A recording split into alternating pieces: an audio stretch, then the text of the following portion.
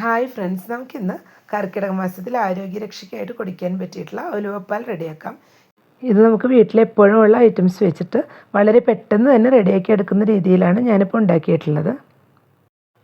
ഉലുവപ്പാൽ ഉണ്ടാക്കാനായിട്ട് ആദ്യം ഉലുവ നമുക്കൊന്ന് സോക്ക് ചെയ്തെടുക്കണം. അതിനായിട്ട് ഇപ്പോൾ ഒരു പാത്രം എടുത്തതിലോട്ട് 1/4 കപ്പ് ഉലുവ ഇട്ട് കൊടുക്കാം. ഇതിന് നന്നായി തന്നെ ഒന്ന് വാഷ് ചെയ്തെടുക്കണം. ഇപ്പോൾ ഉലുവ നന്നായി തന്നെ ഇവിടെ വാഷ് ചെയ്തെടുത്തിട്ടുണ്ട്.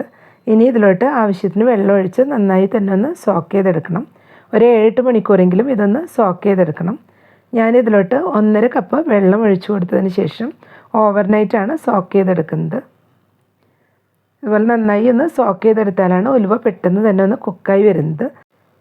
ഉലുവയിലോട്ട് ഞാനിപ്പോൾ നല്ല വെള്ളമാണ് ഒഴിച്ചു കൊടുത്തിട്ടുള്ളത്. ഉലുവ വേവിച്ചെടുക്കുമ്പോൾ നമ്മൾ ഇതേ വെള്ളം കൂടി ഒഴിച്ചിട്ടാണ് വേവിച്ചെടുക്കുന്നത്. അതുകൊണ്ട് നല്ല വെള്ളം ഒഴിച്ച് തന്നെ ഒന്ന് സോക്ക് ചെയ്തെടുക്കണം. ഇനി നമുക്കിതൊന്ന് മൂടി വെച്ച് കൊടുക്കാം.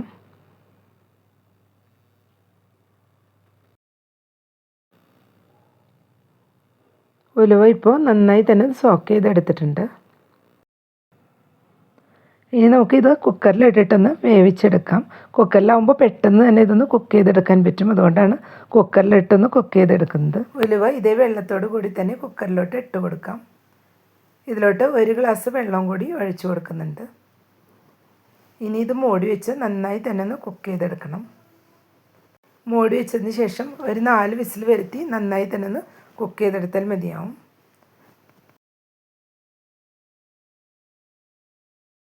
ഉലുവ കുക്ക് ചെയ്തെടുത്ത ശേഷം ഒന്ന് ചൂടാറുന്ന വരെ വെയിറ്റ് ചെയ്തിരുന്നു. നമുക്ക് കുക്കറൊന്ന് തുറന്ന് നോക്കാം. ഇപ്പോൾ ഉലുവ ഇവിടെ നന്നായി തന്നെ ചൂടാറി വന്നിട്ടുണ്ട്. ഇനി ഇത് മിക്സിയുടെ ജാറിലോട്ട് ഇട്ട് കൊടുത്ത് നന്നായി തന്നെ ഒന്ന് അരച്ചെടുക്കണം. ഈ വെള്ളത്തോട് കൂടി തന്നെ നമുക്ക് മിക്സിയുടെ ജാറിലോട്ടൊന്ന് ഒഴിച്ചു കൊടുക്കാം. ഇനി ഇത് നന്നായി തന്നെ ഒന്ന് അരച്ചെടുക്കാം. ഇപ്പോൾ ഉലുവ നന്നായി തന്നെ ഒന്ന് അരച്ചെടുത്തിട്ടുണ്ട്. ഇതുപോലെ നല്ല രീതിയിൽ തന്നെ ഒന്ന് അരച്ചെടുക്കണം. ഇനി ഇതിലോട്ട് ശർക്കര കൂടെ ചേർത്ത് കൊടുക്കാം. നമുക്ക് മധുരത്തിനനുസരിച്ച് ആവശ്യമായിട്ടുള്ള ശർക്കര ഇതിലോട്ട് ഒഴിച്ചു കൊടുക്കാം. ഞാനിപ്പോൾ 1 കപ്പ് ശർക്കരപ്പൊടി എടുത്തിട്ട് ഒന്ന് മെൽറ്റാക്കി വെച്ചതാണ് ഒഴിച്ചു കൊടുക്കുന്നത്. നമുക്ക് ഇത്രയും ഒഴിച്ചു കൊടുത്ത ശേഷം ലാസ്റ്റ് നോക്കിയിട്ട് വേണമെങ്കിൽ അല്പം കൂടെ ചേർത്ത് കൊടുക്കാം. ഇത് രണ്ടും കൂടി നന്നായി തന്നെ ഒന്ന് അരച്ചെടുക്കാം. ഇപ്പോൾ ശർക്കര ഒഴിച്ചു കൊടുത്ത് നന്നായി തന്നെ ഒന്ന് അരച്ചെടുത്തിട്ടുണ്ട്. ഇനി ഇതൊരു പാത്രത്തിലോട്ട് മാറ്റാം. ഇതുപോലെ ശർക്കരപ്പാവും കൂടി ചേർത്തൊന്ന് മിക്സ് ചെയ്ത് അടിച്ചു കൊടുക്കുമ്പോഴേക്കും ഉലുവയിൽ നന്നായി ശർക്കരയെല്ലാം പിടിച്ച് പെട്ടെന്ന് ഇതൊന്ന് വിട്ടുവരും. ഇപ്പോൾ ഉലുവയും ശർക്കരപ്പാവും കൂടി അടിച്ചു വെച്ചതൊരു പാത്രത്തിലോട്ട് മാറ്റിയിട്ടുണ്ട്. എല്ലാം ഒന്ന് മിക്സ് ചെയ്ത് കൊടുത്തിട്ടുണ്ട്. ഇതിലോട്ട് 1 ടീസ്പൂൺ ഗീ ചേർത്ത് കൊടുക്കാം. ഇനി എല്ലാം കൂടി ഒന്നുകൂടെ ഒന്ന് മിക്സ് ചെയ്ത് കൊടുക്കാം. ഫ്ലെയിം ഒന്ന് ഓൺ ചെയ്ത് കൊടുത്ത ശേഷം സിമ്മിൽ വെച്ച് കൊടുക്കണം. ഇപ്പോൾ ഗീയും കൂടി ഇതിലൊന്ന് മിക്സ് ചെയ്ത് കൊടുത്തിട്ടുണ്ട്. ഇനി ഇതിലോട്ട് നമുക്ക് നാളികേരപ്പാലും കൂടി ഒന്ന് ചേർത്ത് കൊടുക്കണം. ഞാനിതിനായിട്ട് 1 തേങ്ങയുടെ പാലാണ് എടുത്തിട്ടുള്ളത്. ഞാനിതിലോട്ട് 1-ാം പാലും 2-ാം പാലും സെപ്പറേറ്റ് ആയിട്ട് ചേർത്ത് കൊടുക്കുന്നില്ല. 1 തേങ്ങയുടെ തേങ്ങാപ്പാൽ എടുത്തിട്ട് കുറച്ച് കട്ടിയോട് കൂടിയിട്ടാണ് ഞാനിതിലോട്ട് ഒഴിച്ചു കൊടുക്കുന്നത്. 1.5 കപ്പോളം തേങ്ങാപ്പാലാണ് ഇപ്പോൾ ഒഴിച്ചു കൊടുക്കുന്നത്. തേങ്ങാപ്പാൽ ഒഴിച്ചു കൊടുത്ത ശേഷം ഉലുവയുടെ കട്ടകളെല്ലാം കൂടെ ഒന്ന് ഉടച്ചെടുക്കണം. ഞാനിപ്പോൾ സ്പൂൺ വെച്ച് നന്നായി തന്നെ ഒന്ന് മിക്സ് ചെയ്ത് കൊടുത്തിട്ടാണ് കട്ടകൾ ഉടച്ചെടുക്കുന്നത്. സിമ്മിൽ വെച്ച് കൊടുത്ത് മിക്സ് ചെയ്ത് കൊടുത്താൽ മതിയാവും. ഇല്ലെങ്കിൽ നമുക്ക് മിക്സിയുടെ ജാറിലിട്ട് 2 ബാച്ചായിട്ടൊന്ന് അടിച്ചെടുത്താലും മതിയാവും. കർക്കിടക മാസത്തിൽ ഇതുപോലെ ഉണ്ടാക്കി ഒരു 7 ദിവസത്തിലും അടുപ്പിച്ച് കഴിക്കുകയാണെങ്കിൽ ഒരുപാട് നല്ലതാണ്. നമുക്ക് ജോയിൻറ്റ് പെയിനും കാലുവേദനയ്ക്കും എല്ലാം നല്ല ആശ്വാസം ലഭിക്കും.